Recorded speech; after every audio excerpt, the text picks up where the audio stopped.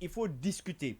Il faut échanger avec les acteurs concernés. Il faut réunir tout le monde. Il faut dialoguer. Pour qu'on puisse parler, si vous voulez, d'un dialogue inclusif.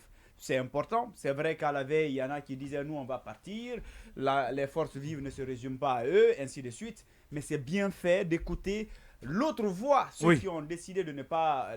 Les partis qui ont décidé de ne pas prendre part, c'était quand même un nombre important, mais à la fois qui ont une base politique qu'il faut signaler de passage. Mais l'autre chose qu'il faut dire, reporter, parce que quand vous lisez le courrier, le communiqué du Premier ministre, c'est précisé par endroit que c'est justement dans le but d'amener plus de personnes ou amener tout le monde autour de cette table pour discuter justement des questions liées à la gestion de la transition dans notre pays. Il faut vraiment que les choses se passent dans cette logique-là, qu'il accepte de même couper ou d'ignorer le concept de cadre de concertation, puisqu'il a parlé de dialogue inclusif, qu'il annonce la session inaugurale de ce dialogue, du cadre de dialogue inclusif. C'est-à-dire, il n'y a pas à dire la 3e réunion, que ça soit considéré comme le point zéro, ou en tout cas une session inaugurale. Mais qu'est-ce qui peuvent être les raisons du report selon vous? Oui, les raisons, c'est clair. C'est en tout cas entre les lignes, c'est dit. Parce que quand quelqu'un vous dit c'est pour permettre à plus de personnes ou à tout le monde de prendre part au dialogue, ça veut dire qu'on a écouté les cris de cœur de ces entités qui ont décidé de bouder. Oui, mais sauf que ces entités sont catégoriques, c'est quoi? Non. À l'exception du RPG Arc-en-Ciel qui fait des réserves. Non. Je pense que quand on prend par exemple l'ANAD, la position de l'ANAD était claire. C'est qu'on ne peut pas critiquer le cadre de concertation. On ne peut pas bouder les 2 premières rencontres du cadre de concertation et revenir prendre part à la 3e. C'était ça la position. Maintenant, si on redéfinit les choses et que d'ici le lundi, que le Premier ministre adresse un autre courrier pour dire que ça ne sera plus le cadre de concertation, mais plutôt un cadre de dialogue inclusif, je pense que beaucoup reviendront. Oui, mais est-ce que c'est pas dans la même logique, parce qu'on parle de session inaugurale? Je ne sais pas. Est-ce que ça ne veut pas dire que c'est peut-être que, comme vous le dites, on reprend les choses? Si c'est une session inaugurale, c'est clair que l'ANAD pourrait revenir. Sauf que le RPG est venu avec un autre élément. Et met des réserves. Qui est nouveau, c'est notamment la libération de ces cadres. Donc le RPG en fait une exigence. Et là, ça nous ramène un peu dans le contexte des précédents dialogues de 2010, 2013 et tout ce qui s'ensuit. L'opposition, avant de revenir, demande la libération de ses militants et puis l'ouverture d'un cadre de dialogue et ainsi de suite. C'est comme si la roue vient de tourner. L'un dans l'autre, je pense qu'il faut mettre l'intérêt supérieur de la nation devant. Et que s'il y a une volonté réelle de discuter véritablement des problèmes de ce pays, je crois que le RPG doit accepter de revenir d'abord autour de la table et puis poser ces problèmes-là. Peut-être qu'il y aura une autre question ou peut-être d'autres solutions. Mais en attendant que le PM accepte de s'inscrire dans la logique des forces vives, ouvrir un cadre inclusif, discuter des vrais problèmes sans passion dans l'intérêt supérieur de la nation. Dans l'intérêt supérieur de la nation. Oui, Yacine, sur la question. Alors, moi, je ne crois pas du tout en la sincérité mais Yacine, de la vous êtes trop pessimiste, vous aussi. Non, mais à chaque fois qu'on pose un débat, vous dites que vous ne croyez pas. C'est pas à chaque fois. Je regarde parce que tout à l'heure, vous ne croyez pas. Je ne suis pas un doux rêveur. C'est parce qu'il est assis à côté de Sékou Keïta. Non, je ne suis pas un doux rêveur, moi. Non, mais Sékou, déjà, lui, il est caricaturé. Les gens le reconnaissent maintenant. Je dis... Ça, c'est toi qui le dis. Non, mais c'est pas moi, ce sont les commentaires, Sékou. Non, qu'est-ce qui a été dit? Oui, il y a un autre qui a contre-attaqué pour dire que vous êtes bien. Oui, allez-y. Moi, je ne parle pas pour me faire plaisir.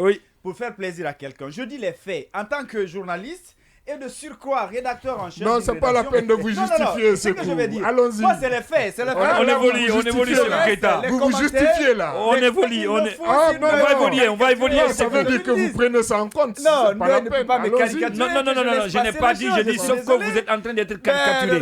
Ce n'est pas moi qui fait cette caricature. Maintenant, c'est on va évoluer. C'est Yacine. Allez-y, Yacine aussi.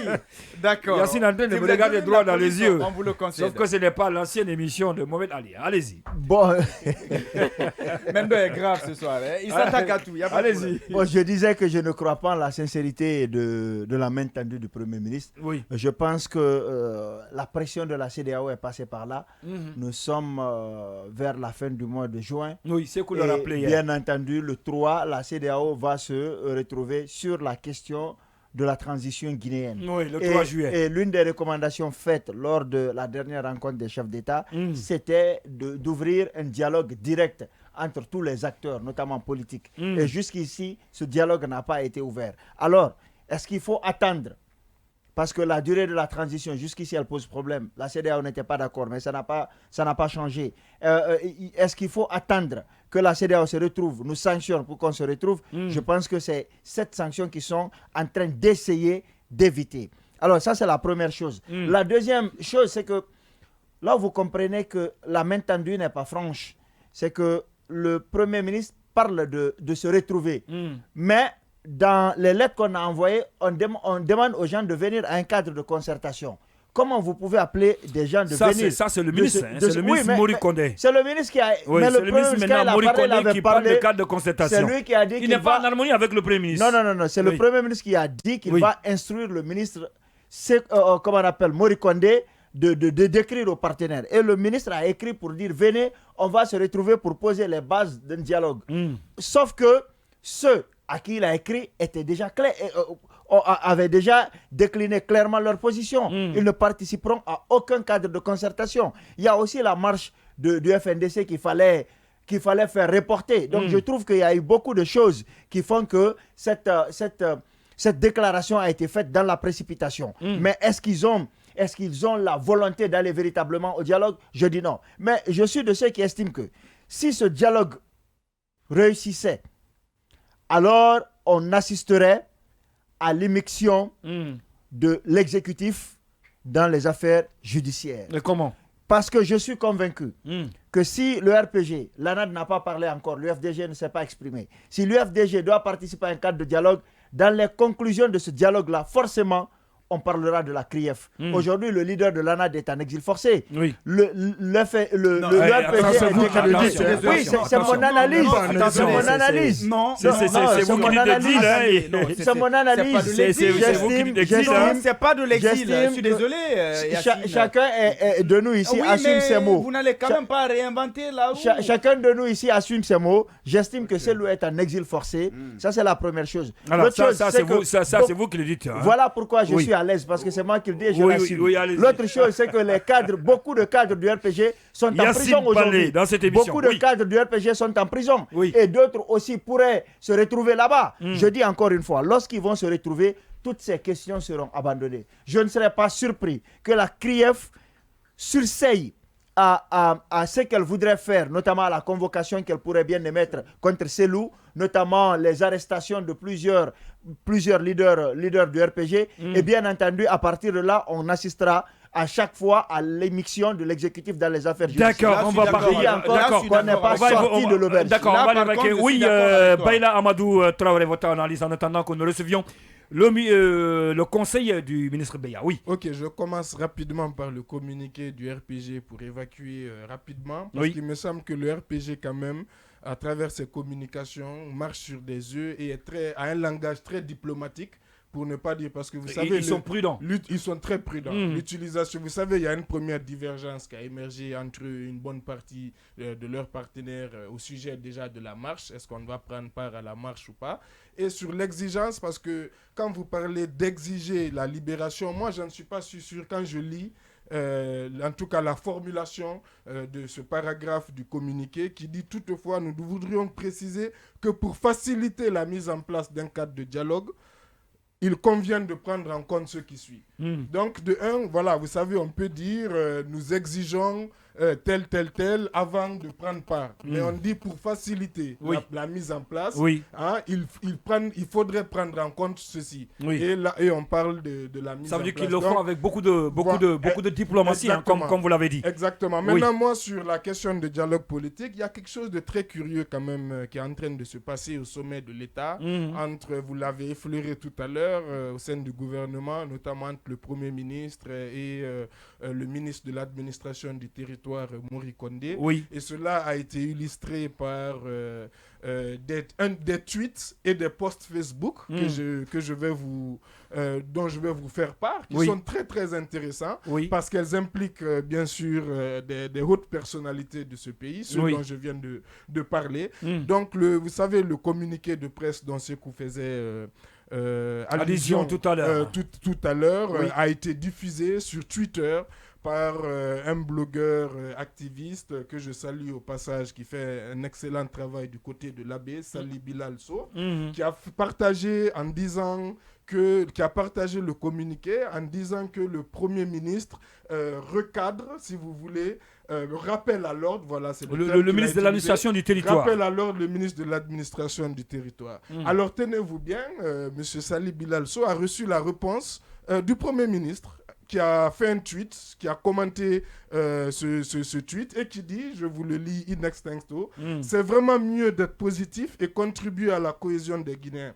Je suis pour ma part fier d'avoir mouru dans le gouvernement un homme dynamique et dévoué à notre patrie.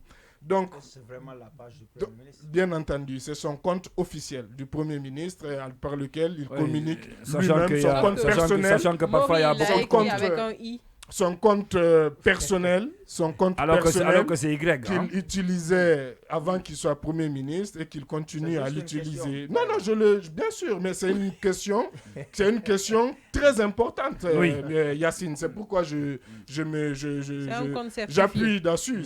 Non, il n'est pas certifié. Malheureusement, la plupart des comptes de nos cadres à cause de la localisation ne sont pas certifiés. Non, c'est une question de négligence. Il y a certains qui le font. Il y a certains, à l'époque, dans le gouvernement précédent, par exemple, Gabriel Curtis, Moustapha Naïté avaient des comptes Twitter certifiés. C'était d'ailleurs, il n'y en avait pas beaucoup. Mais quand vous faites les diligences nécessaires, que vous êtes ministre de la République, vous pouvez avoir... Oui, on va évoluer parce qu'il y a un qui va parler avant qu'on ne reçoive. Ça, c'était donc sur Twitter. Oui. Et autre chose importante qui s'est passée, cette fois-ci, c'est du côté de Facebook. C'est le ministre de l'Agriculture, Mamadou Nyaleng Bari, qui a mis en photo de profil la photo du ministre Mori Kondé, comme pour lui apporter une sorte de soutien. Donc tout cela illustre quand même le fait qu'il y a un problème au niveau gouvernemental. En tout cas, le ministre Mori a besoin quand on apporte le soutien à quelqu'un pour ces genres de situations, parce que ça sous-entend qu'il y a quelque chose qui cloche. Parce que vous savez, ce qui a fait poser problème, ce que beaucoup d'acteurs politiques qui ont rejeté l'invitation du ministre Mori Kondé se sont appuyés sur le terme cadre de concertation qu'ils ont rejeté. Et ce terme n'avait pas été utilisé par le PM lorsqu'il parlait d'instruction pour le cadre de dialogue. Et le communiqué du PM aussi, effectivement, parle aussi de dialogue et non de concertation. Et je termine par dire que aussi, quand vous lisez aussi le Conseil des ministres, le compte rendu aujourd'hui, il y a dans le message du président de la transition, il réaffirme son attachement au cadre de concertation qu'il a créé, et il rappelle qu'il a créé, et il dit que ça a eu, comme on appelle, des activités ont déjà eu lieu et qu'il espère que ça va continuer. Et dans le même compte rendu, du coup, lorsque le Premier ministre, dans le compte rendu du Conseil interministériel, lui parle du coup aussi de dialogue qui serait soutenu, c'est écrit, par le président de la transition, dialogue inclusif. Donc tout ça, c'est pour vous dire que vous avez vu ces termes entre dialogue et concertation sur lesquels certains se basent. Et juste un jeu de mots. Questions de jeu de mots. C'est bon aussi. Mais ça traduit quelque chose quand même de plus, comme on appelle, profond qu'un simple jeu de mots. Parce que avec ces différentes interventions, d'accord, on peut bien on va aller avec en soumant sur la question est-ce que l'espoir il est permis quand on parle de cette autre relance, est-ce qu'il faut même appeler relance de ce cadre de dialogue au lieu de cadre de concertation, et le Premier ministre qui prend les choses en main, parce que je suis ici, il faut le rappeler, c'est le ministre de l'administration du territoire et de la décentralisation, Mori Kondé, qui avait les choses en main, une attitude même d'ailleurs, ou une situation qui avait été dénoncée, ou que continue de dénoncer donc certaines entités de la classe politique. Hier, on entendait Cellou Baldé dire que ce n'est pas au ministre, en tout cas, ces choses comme ça, par rapport à ce cadre de dialogue. Maintenant que le Premier ministre a été instruit, c'est lui d'ailleurs qui a les choses en main. Est-ce qu'on peut avoir l'espoir de voir toutes ces entités venir autour de la table? Et comme c'est qu'on l'a dit tout à l'heure, il ne sera pas question de dire premier ou deuxième ou troisième. Il faut reprendre les choses complètement et parler de l'ouverture, naturellement,